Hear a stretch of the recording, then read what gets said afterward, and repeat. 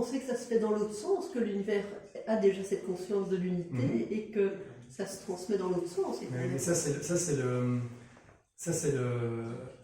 comment dire? Il y a les deux processus en fait. Hein. C'est une structuration de. En fait, si vous voulez, c'est comme si l'être humain.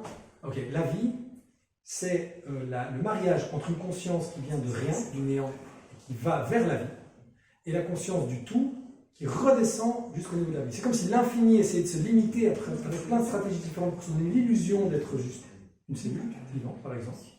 Et le néant qui aussi fait tout un cheminement pour se donner l'illusion d'être une cellule vivante. Alors quand ça va vers le bas, du bas vers le haut, on comprend, puisque c'est la science, on l'explique très bien, hein, c'est les toutes petites particules, et puis elles s'agencent, etc.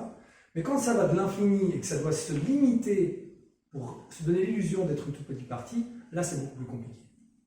Parce que là, on rentre dans des délires avec des dieux, on est créé à l'image des dieux, etc. Donc c'est comme si un bébé, à la naissance, c'est un mariage entre une conscience divine et une autre conscience qui est matérielle, si vous voulez. C'est un mariage entre les deux. Et un mix. Voilà. Et après, c'est juste de faire remonter cette conscience à l'unité à travers l'expérience d'être tout. Parce que le tout, c'est peut-être qu'il est le tout, mais il n'a pas nécessairement l'expérience de savoir ce que c'est de redevenir le tout à travers ce petit cheminement de cette aventure, quoi. C'est comme si vous étiez au sommet de la montagne. Vous êtes arrivé, vous êtes au sommet de l'Everest, mais vous vous dites, quel autre chemin j'aurais pu prendre, tiens. Donc je projette ma conscience tout en bas de la montagne, et puis je me regarde me remonter. Ah, génial, j'aurais pu passer par là aussi. Ah, c'est super. Ah, puis oh, j'aurais évité tel piège, etc. Et voilà, c'est l'expérience qu'on fait. On va vers ça, mais cool. On a le temps, quoi. Hein. Là, c'est juste là une conscience planétaire. Hein. Il y a encore beaucoup de niveaux au-dessus. Hein. C'est juste qu'à partir du moment où une structure, une unité se forme, une nouvelle unité se forme, subjectivement, vous avez l'impression d'être au paradis. Là, vos cellules font l'expérience d'être au paradis. Elles sont nourries, blanchies, logées.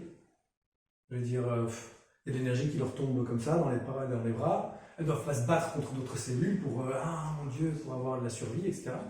Comparez l'expérience d'une cellule dans votre corps à un être unicellulaire dans un étang. Et vous verrez, c'est sans commune mesure. Et puis, il y a des aventures fantastiques. Hein. Bon, rien que de faire ça avec mes doigts, mes cellules, elles sont waouh, incroyable.